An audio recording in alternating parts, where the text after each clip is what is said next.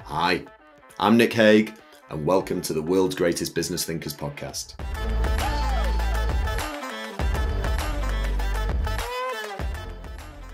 Today, I'm delighted to welcome Celine Schillinger to the show.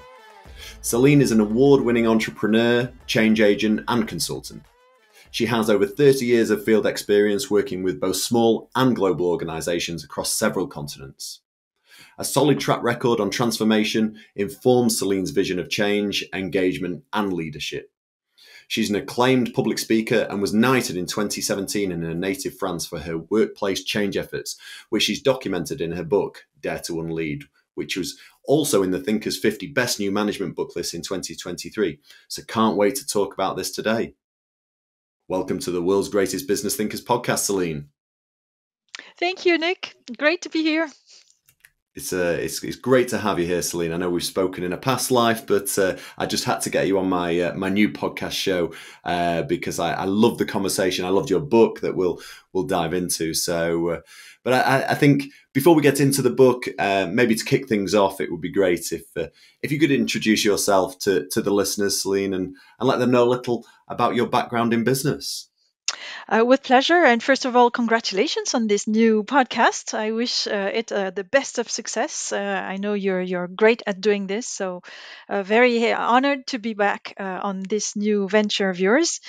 As for me, I am an entrepreneur. I work out of France, but globally on a global basis. I am an author, a consultant. I help organizations with relational leadership or engagement leadership. Maybe we can talk a little bit about what this means. And yeah, I travel quite a bit for work, to work with teams, with leaders. Love my job. I have a family that I love being with as well. Two kids, 18 and 14, and a husband. And yeah, loving life so far. Feeling very, very lucky to be in my position. But not easy, Celine, as you say. Balancing all that travel, Mm. all the work. But I follow you closely. Love the work that you do. So hence wanting to get you on the podcast show. In my previous life, I started and managed an agency for 26 years. And over that short space of time, I saw a lot of change both in work and society. And if we think back to the world when great leaders like Henry Ford came to the fore during the Industrial Revolution, the world is totally unrecognizable to it is today. But a lot of traditional management and leadership models and books are therefore outdated, stale, definitely need a shake-up.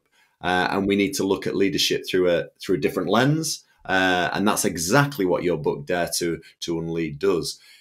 Can you give an overview to your book and how you came to write this book in the first instance? Sure. And I think this evolution you're talking about is an evolution that we've all gone through. It's not like the world of business has evolved for sure, and the world of leadership we have too. I am certainly not the same person at work than the one I was when I started many, many years ago, several decades ago. I think I have tried for a long time to fit in, and at some during for a while it wasn't difficult. It was effortless. I felt things were just normal, and I was fitting in this normalcy of work.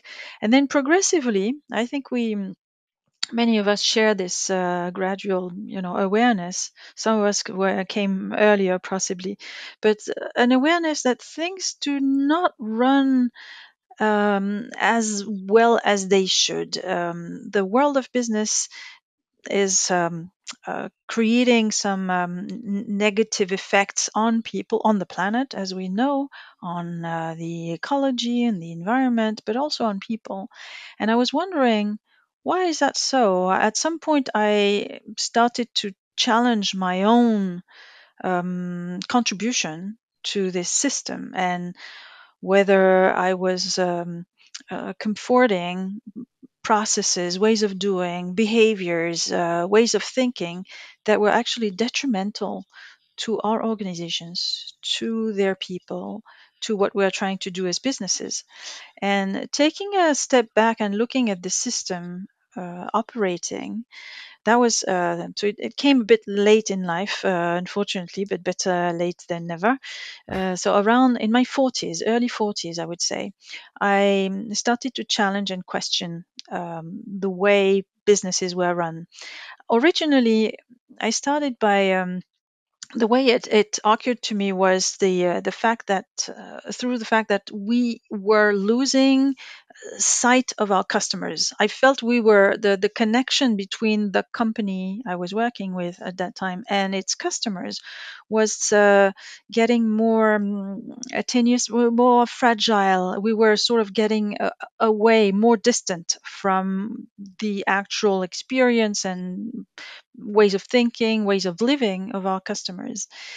And I felt that this was very detrimental to our business and that we could do something to reconnect with our customers. And to do so, we needed to be more to be closer as an organization in terms of population and diversity of thoughts, etc. We needed to be closer to our customers and also using all the technology that had appeared in the meantime. These digital technologies, platforms, communities, all those new ways of gathering people and connecting with them and having conversations instead of pushing at them information, instructions, and so forth. And my first experiment was really came really by chance.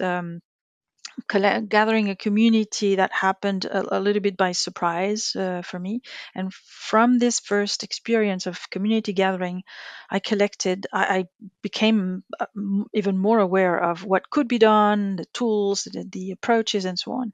And I've been following this journey now for the past 15 years.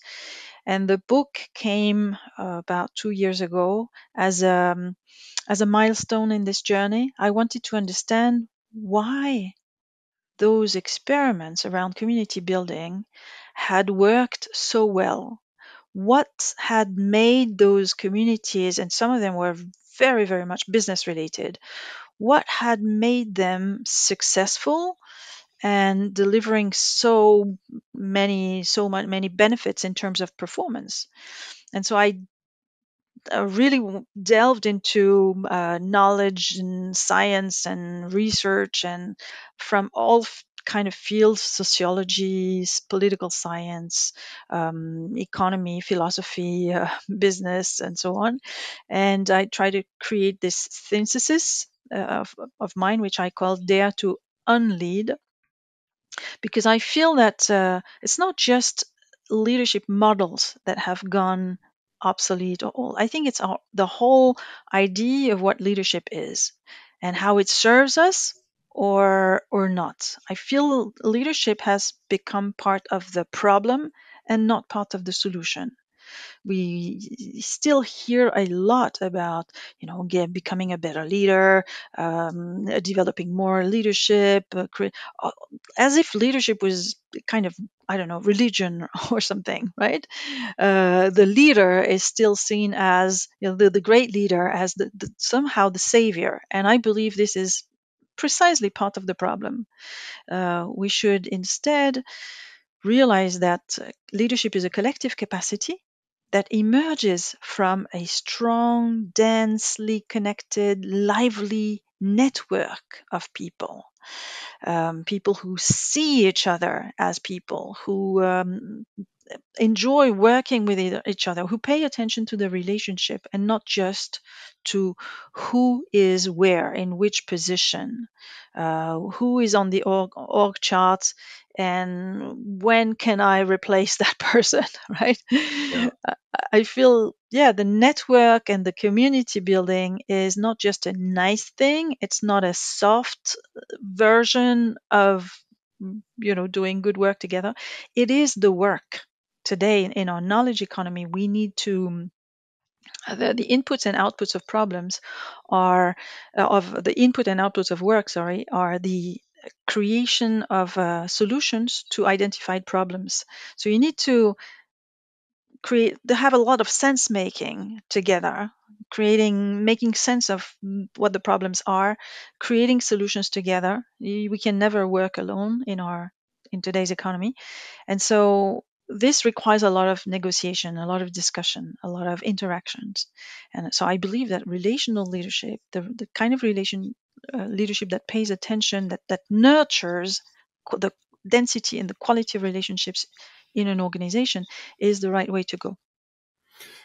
Well, I fully agree with everything you say there, Celine, and I think that's why the book really resonated with me because as an entrepreneur, setting up a company as a startup, just being three of us in that company at the start, and all the energy was around growth and being agile and just making things happen rather than on control. And then as we grew, and then we were consumed and bought out and part of a corporate world, then it's that source of power changed to be control, and this concentration of power just seems is what in the corporate world is called leadership. So I think this book today is very much a new way of looking at things. And I think in your book you talk of it, whether it's a new leadership model or framework, it has these three specific concepts to it: liberty, equality, and fraternity. And the whole book is based on some of this, lots of real life stories from you firsthand that bring this to life. So I know these are big topics, but are you able to talk to me and the listeners briefly about each of these particular concepts? Sure. First of all, I was so surprised by how the book was received. It was my first ever book, maybe the only one. I don't know. I feel I've said a lot of everything that I wanted to say in a way in this book, but I was really, honestly, completely surprised by the awards and the praise and the endorsement and so on. So it was as if this book had captured uh, things that are in the air, that are expectations and desires that are more prominent today. And maybe this book has sort of catalyzed or encapsulated some of those themes that are emerging and that become more and more important and visible It in absolutely the world has. of business. Yeah. So yeah, I'm really, really happy about this. As you noticed, this book is loaded with quotes and research, and that was part of some of the criticism I received about it, to say, where's your voice? And my voice is an aggregator. It's really what I try to do. It's not just about preaching for the disappearance of the individual leader. I am trying to do it as well. I am not trying to come up as the superhero, know-it-all new author, with my ideas being superior to any other ideas that existed in the past. I would be in complete contradiction with what I'm trying to advocate for. So instead, I love to be this aggregator, bringing in and connecting thinkers from diverse disciplines or fields of historical times even. I paid a lot of attention to the diversity of sources, making sure that I do not just quote North American thinkers, for example, because it's too, or men thinkers. So that is really, really important to me, and I feel that something that is often missing in the field of business is we say something and we do something else that is in contradiction with it. So when we talk about walking the talk, it's really giving life to the principles we advocate for. I'm really trying to do that in every thing I do. The illustrations I choose for my presentations, this type of writing, the kind of conversations I try to engage in to favor. So anyway, this is about the purpose. The purpose is to create collectives, healthy collectives, and even this book is a healthy collective, I hope. And because there are so many ideas in it, I wanted to find a simple way to organize it. And I know you love frameworks. I find frameworks very useful. but sometimes they can be too enclosing and too limitative. And so I did not want to create a new framework, but rather organize the ideas, all this material along three values, so that those values could not be copyrighted. That on purpose, I didn't want to create something that would belong to me and that would fuel further this capitalistic model which we are in and which we benefit from, but which also creates a lot of negative externalities, negative consequences. So, on purpose, I chose to organize this book along universal values. Yes, they're anchored in the French history as well, and I'm French, but I think they're much broader than that. So, freedom, equality, community, felt to me really interesting ways to aggregate ideas around agency, connection, and community.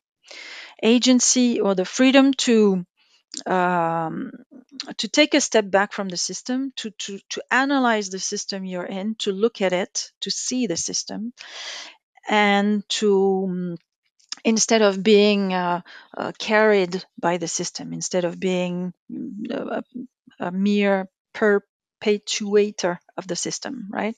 So taking agency uh, um, and the possibility, authorizing yourself to make an impact on the system, to make change happen, and change starts with ourselves. So this system intelligence, I would say, is really critical as a first step, I would say. Yes, self development is important, but self development alone doesn't lead to much systemic impact.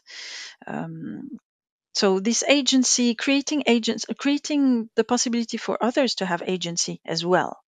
So you talked about control and how more agile companies are moving away from control. I think that's a great thing because you can't control other humans, or you can control them only to a certain point, after which you will feel disappointed because humans are not machines.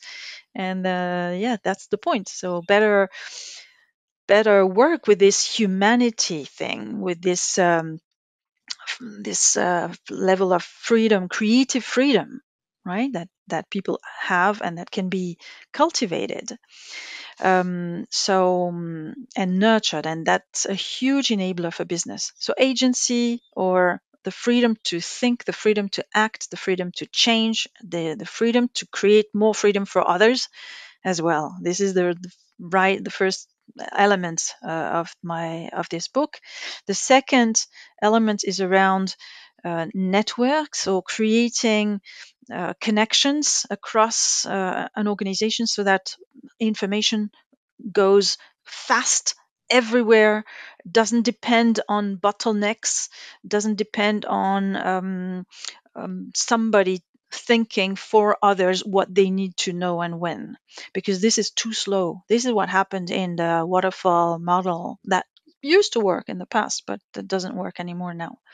So instead of that, especially in our knowledge economies, we need strongly, densely connected organizations in which people are exposed to the diversity of their system, so that each element, each point in the network has a conscience of the whole, not just of their own little perspectives, right? So it's about making the whole system more intelligent, from top to bottom. And I don't like to bring in this pyramid kind of view again in the picture, but we're still used to that very much. So from any point in the network to any other point in the network, communication and mutual perception has to be easy and fast, right? And rich. And so you have a lot of tools that can help with that, like network visualization, network activation. I've been working a lot on those things recently. Uh, Anything that helps people see themselves as a network instead of an organization chart is good to take. right? And I had this exercise recently with a group. It was the first time they saw themselves, they visualized themselves as a network instead of a hierarchy, and it was a aha moment. It was a real game changer. It was a big shift because they realized that, yeah, what's important is not necessarily who is where, but how we connect and how we can reinforce and multiply those connections. That's how you make a system more resilient, more intelligent, more able to handle the complexity of its external environment, m- and more able to connect with it. If a system is too simple internally, it loses its capacity to connect with the complexity of the world, and so the complexity of the novelty, new things that arise all the time. And finally, the third big element of the book is organized around this idea of community building, because it's great to have a network, but the danger is to have the network, grow into all sorts of direction. You need something to keep the network together, and this something, it can't be forced, in my opinion. It can't be also um, instrumentalized through a mere, I don't know, vision statement, or just by being colleagues in the same company. It doesn't form a community. It's not strong enough. So it takes real leadership work, hard work, to create a desire by people to work together, to join forces because they believe in something common that matters to them. So we sometimes speak about the common purpose, joint purpose. There's a little bit of that, but we all know that organizations are great at purpose washing, right? Absolutely. Yeah, pretending they save the world with whatever product they create, and we've gone. I think we're immunized against that. We need to find ways that are authentic, that are real, that are embodied by how the organization work, that are not contradicted by behaviors of leaders, for example.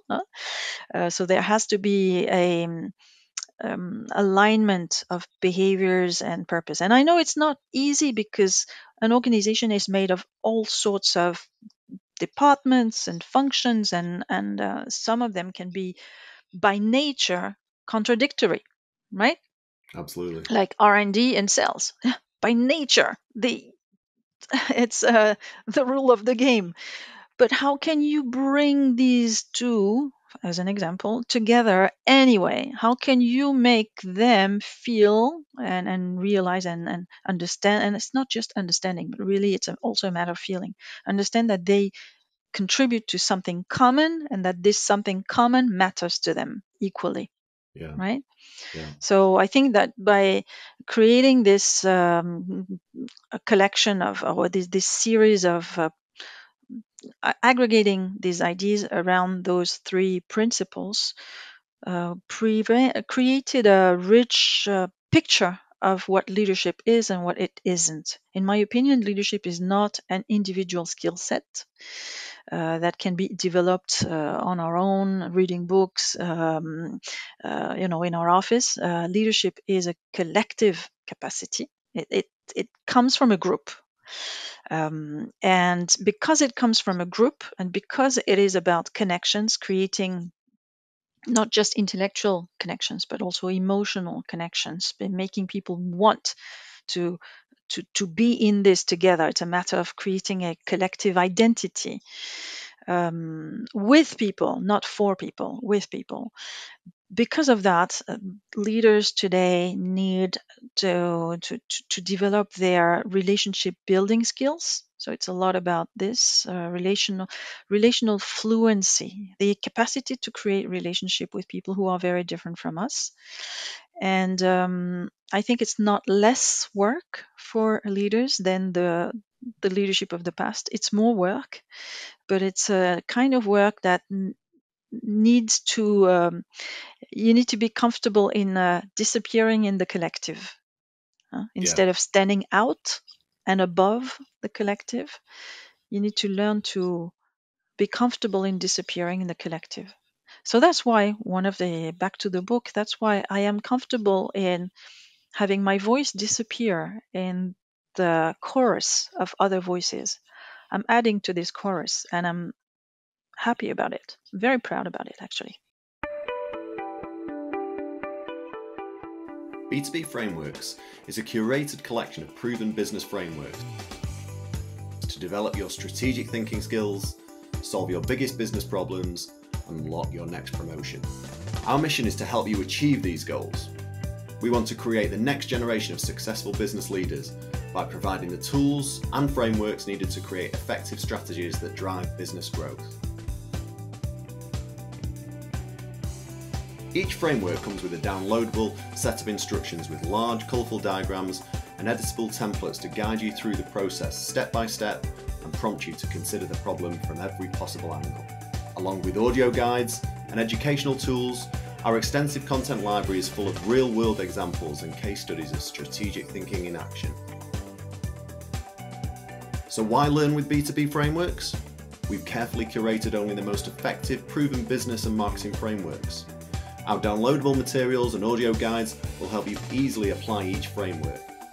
And the insights and advice you'll find across the site are based on 30 years of consulting experience from one of the world's leading business strategy experts, Paul Haig. B2B Frameworks is a small investment to advance your career or grow your business. Start your journey to becoming a successful business leader by joining B2B Frameworks today.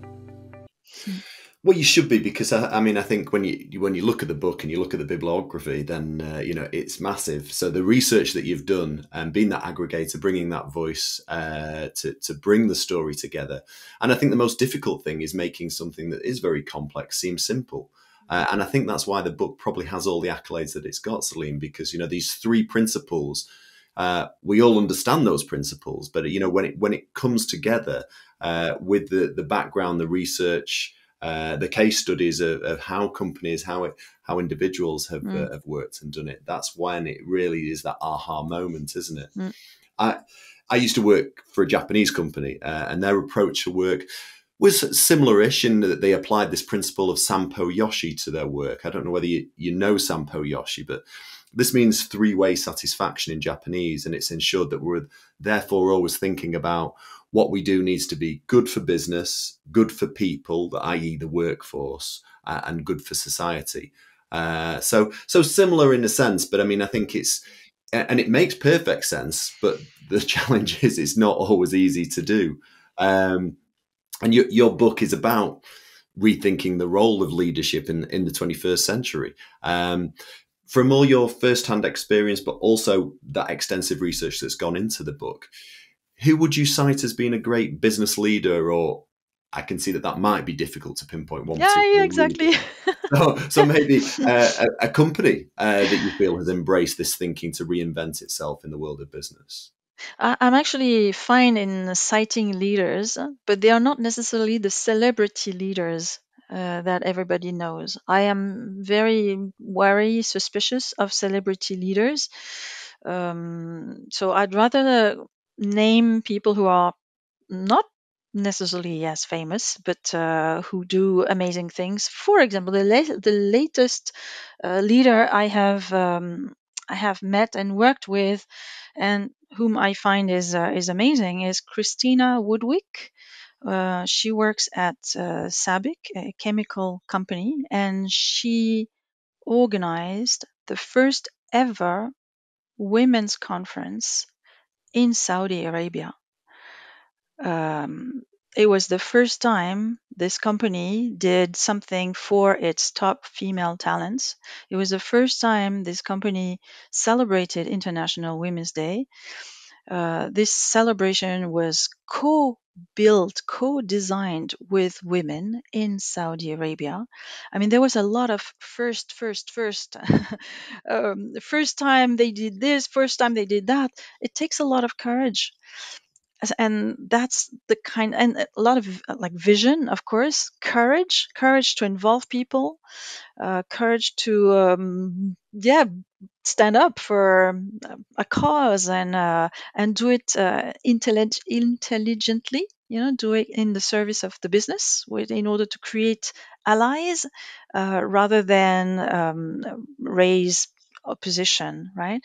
So to me, this kind of leadership is precious because it works, because it's in real life, it's in the field with people. It's not just on stage at Davos and speaking about leadership. It's doing things with people and doing them greatly and courageously. Well, I love that example, and like you say, I mean, I can see there is a lot of firsts there, but just organising that in the country of Saudi Arabia, then But I know Sabic well, so that's congratulations to her. Yeah. This podcast is sponsored by B2B Frameworks, and you spent your working life in business or working for businesses as a consultant. Again, this may be a tough question, but would you be able to pick a favorite business framework and explain why it's your favorite and what value it brings? So there are many that have been useful to me in the past, and that will remain in the future. One that I particularly like is Rogers' Diffusion of Innovation. Yeah. I've been working with volunteer groups for many years now, and this is one of the first things I tell them, because very often the volunteers who come up with lots of energy and lots of enthusiasm feel discouraged in the beginning of their volunteer work by how hard it is to get more people on board. You have people sitting on the fence, people criticizing. It's easy to criticize. Huh? It's much harder to roll up your sleeves and get in the work and do something about, instead of blaming leaders, corporate culture, etc. I'm tired of those people who keep blaming and criticizing. Yeah? Go there and do something with your colleagues, and then learn about how to do it efficiently. So the Yeah. Rogers law of diffusion is an interesting one, because it gives keys and clues about how to reach the different segments of population, and how to not waste your energy on the naysayers, those who just criticize. Yeah. I love that choice. And I think the fact that you mentioned culture there, sometimes frameworks can be too rigid. So without that possibility of choice or being agile, it's not going to work. It adds pressure, within the people working within the framework. So Mm, you often get this compliance culture as opposed to, what we're looking for, a quality culture or something like that yeah. we're looking to develop. To finish, I've got a few questions that I ask all my guests, Celine. So, to start with, just in general, what book are you reading at the moment? So I am reading a book by a thinker I love, who is Peter Block. Okay. And Peter Block has just released this book called Activating the Common Good: Reclaiming Control of Our Collective Well-Being. Uh, it's great. Like every book by Peter Block is full of wisdom and full of practical, actionable ideas. This is really something I love about it as well. It's not just thinking, about being nice together. No, it's actually, let's do it through, for example, architecture. Let's do it through journalism. Let's do it through business. And the questions he suggests are amazing conversation starters. So yeah, really love this.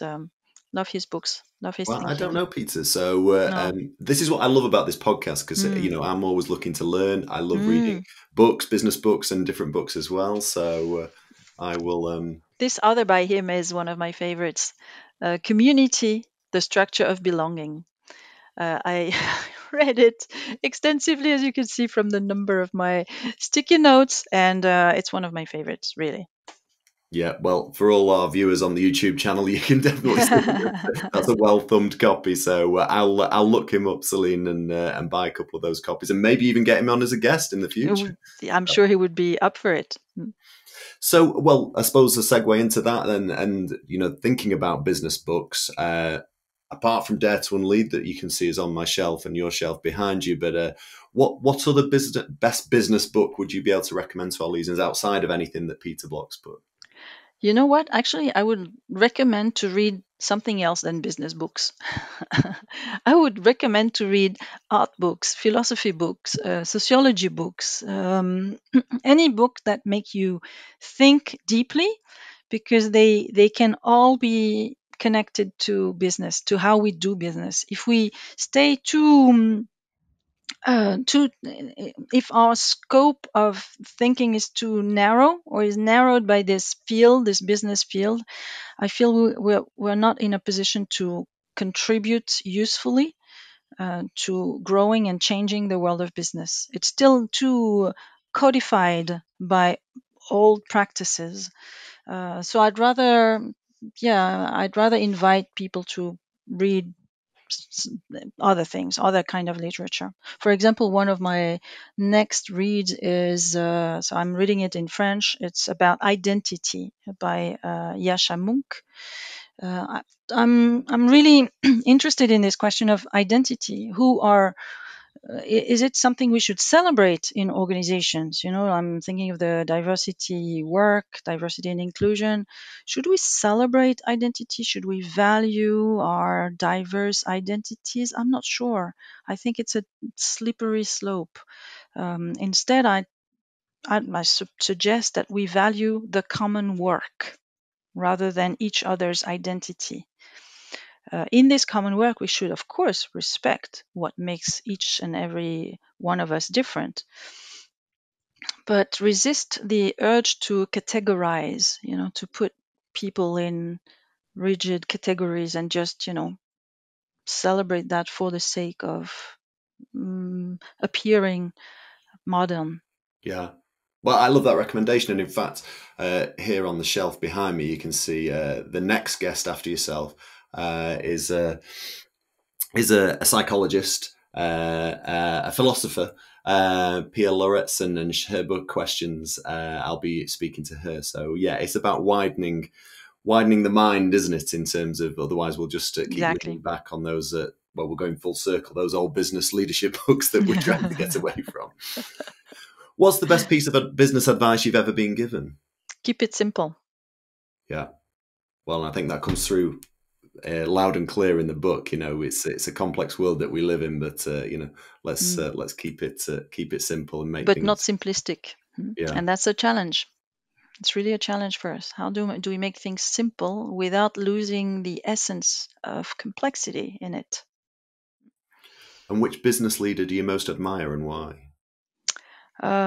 Business leader, I would go back to an earlier question you asked and mention people that I'm working with on a daily basis. For example, Anna Neves of Noman. We've been developing a knowledge or a network activation offer together, and she's been running her knowledge management practice for 22 years, and she's brave and knowledgeable and running things like a boss, and I love that. I love to partner with this kind of people. Yeah. Clever, open, energetic. Love that. Well, maybe this fits with my final question. So, who would you like me to reach out to and invite to come on this podcast in the future? I have so many ideas and it's really hard to choose. One could be Richard Martin in the UK. Richard has been an amazing thought partner for me while I was writing the book. He challenged me. He offered, book reads recommendations, and very often outside of the world of business, which I really enjoyed.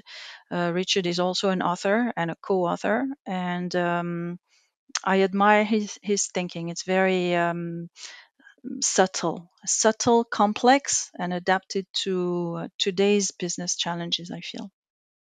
Well, I'll reach out to Richard and hopefully we can find time in the diary to make that happen. I hope so, and I will be looking forward to listening to this episode particularly.